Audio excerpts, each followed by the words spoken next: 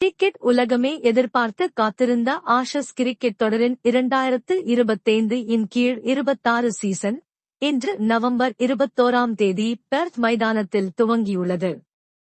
Toss வென்ற இங்கிலாந்து முதலில் batting செய்வதாக அறிவிக்க, ஆஸ்திரேலியாவின் வேகப்பந்து வீச்சு மிரட்ட ஆரம்பிக்கும் என்று யாரும் எதிர்பார்க்கவில்லை. நம்பிக்கை நட்சத்திரம் மிச்சேல் ஸ்டார்க் தனது இடது கை வேகத்தால் இங்கிலாந்து பேட்ஸ்மேன்களை நிலைகுலையச் செய்தார். ஸ்டார்க் மட்டும் 7 விக்கெட்டுகளை அள்ள, இங்கிலாந்து அணி வெறும் 172 ரன்களுக்கு ஆல் அவுட் ஆகி அதிர்ச்சி கொடுத்தது. பதிலுக்கு களமிறங்கிய ஆஸ்திரேலியாவுக்கு இங்கிலாந்து தரப்பு பதிலடி கொடுத்தது. வேகத்துக்கு சாதகமான பர்த் பிட்சில் இங்கிலாந்து கேப்டன் பென் ஸ்டோக்ஸ் தன் வேகத்தால் மிரட்டி 5 விக்கெட்டுகளை வீழ்த்தினார். முதல் நாள் ஆட்ட முடிவில் ஆஸ்திரேலியா கொத்தாக விக்கெட்டுகளை இழந்து 123 ரன்களுக்கு 9 விக்கெட்டுகளை இழந்துள்ளது.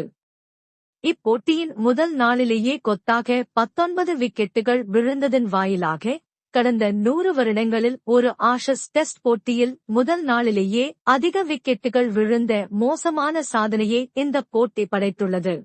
இந்த பர்த் பிட்ச் முழுக்க வேகத்துக்கு சாதகமாக இருந்தும் இங்கிலாந்தின் மைக்கேல் வாகன், ஆஸ்திரேலியாவின் பிராட் ஹார்டின் போன்ற முன்னாள் வீரர்கள் யாருமே வாய் திறக்கவில்லை. கொல்கத்தாவில் பிட்ச் ஒருதலைபட்சமாக இருந்ததாக விமர்சித்த அதே வெளிநாட்டவர்கள் இங்கே மௌனம் காப்பது ஏன்? இந்தியாவில் டெஸ்ட் போட்டி 3 நாட்களில் முடிந்துவிட்டால் உடனே பிட்சை குறை கூறுவது வழக்கம். ஆனால் இப்போது அதே வெளிநாட்டவர்கள் பெர்த் பிட்ச் பற்றி பேச மறுக்கிறார்கள். இந்தியா மட்டும் இளிச்சவாயா என்று கேட்டு இந்திய ரசிகர்கள் ட்விட்டரில் பதிலடி கொடுத்து வருவது குறிப்பிடத்தக்கது.